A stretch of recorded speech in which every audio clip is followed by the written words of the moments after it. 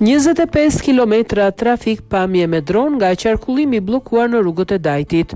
Fotografi dhe operatori i njohur në rrjetet sociale Erald Halili ka shpërndar disa pamje të realizuara me dron të trafikut kilometrik që u krijua ditën e sotme në rrugën e malit të Dajtit pas dyndjes mira vizitorëve për të kaluar fundjavën në destinacionin piktoresk të zbardhur nga Dëbora në Tiranë. Në video Halili informon se autokolona e krijuar nga qarkullimi i bllokuar arrinte deri në 25 kilometra.